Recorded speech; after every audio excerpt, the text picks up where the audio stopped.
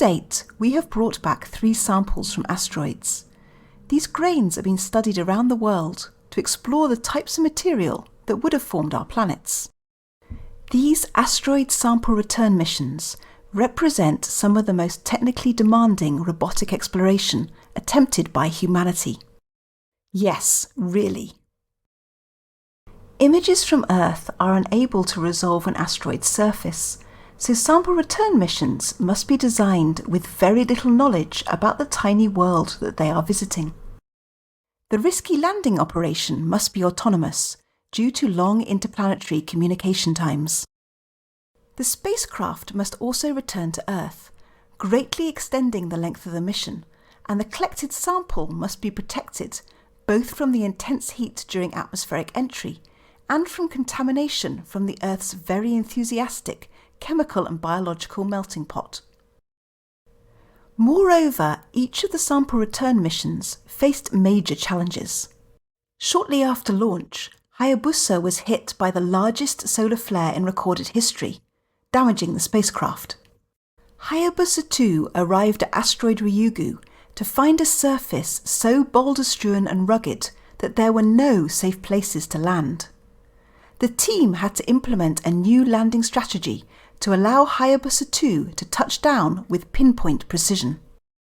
Meanwhile, OSIRIS-REx sank into asteroid Bennu during the sample collection and was almost eaten by the asteroid. Given the difficulty of these missions, why do we keep doing them?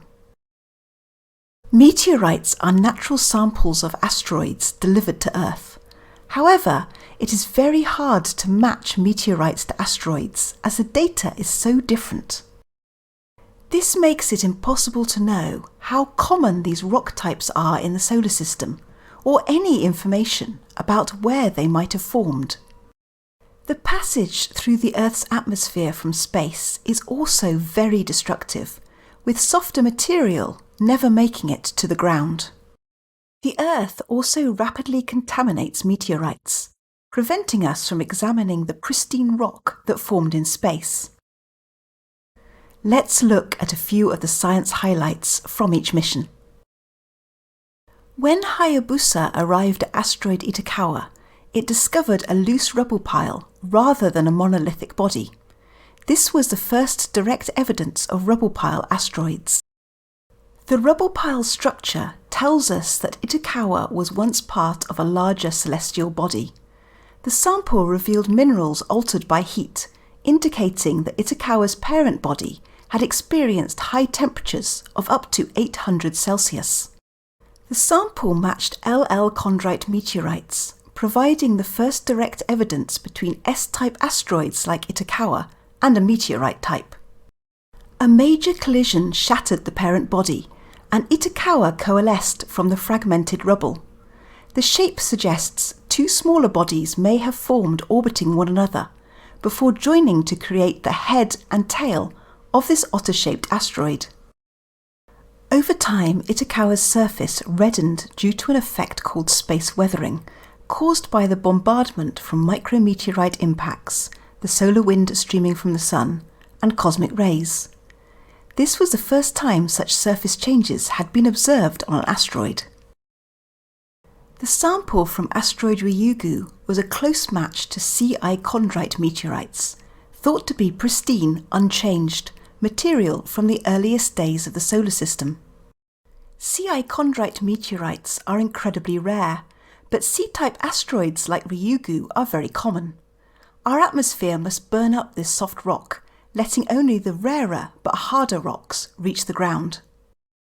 Tiny inclusions of carbonated water in the sample indicated that Ryugu formed far from the Sun in the planet-forming disk, where water and carbon dioxide could be accreted as solid ice. Ryugu then moved inwards towards the forming terrestrial planets. The sample is rich in hydrated minerals and organics that must have formed in water as the ice melted, including many key molecules needed for life. Could asteroids like Ryugu have kick-started life on Earth? Ryugu is now too small to support liquid water. Like Itokawa, it must have been part of a larger body that fragmented during a giant collision and formed another rubble pile asteroid. Over time, Ryugu's surface reddened due to space weathering. This dehydrated the asteroid's outer layer, hiding the water-rich minerals and organic molecules from observations. How many other asteroids are wearing weathered cloaks and just pretending to be dry? Want a quick way to tell the difference between Hayabusa and Hayabusa 2? Hayabusa has a single parabolic antenna. Hayabusa 2 has two flat antennas, which enable high-volume data transmission. Asteroid Bennu is a potentially hazardous asteroid, which might collide with the Earth in the future. Analysis of the asteroid's structure and trajectory refined the cumulative chance of an impact to just 1 in 1,750 through to the year 2300. The Bennu sample was found to be ammonia-rich, suggesting it also formed a long way from the Sun, where ammonia could freeze to be accreted as ice. The asteroid also once had liquid water, which produced a wealth of organics, including many of those needed for life to begin. The sample contains evidence of salty brines, created as water evaporated when Bennu moved towards the inner solar system. Brines are seen on icy worlds like Ceres and Enceladus, suggesting a similar composition to Bennu. Could these worlds also include the organics needed for life? As with Ryugu, Bennu is too small to support liquid water. It is another rubble pile, formed from a fragment of a larger water-hosting parent. It is not impossible that Ryugu and Bennu might be fragments of the same parent body, despite slightly different compositions. Space weathering on Bennu has turned the asteroid's surface more blue rather than red. This could be a later stage of space weathering and makes the effects hard to predict.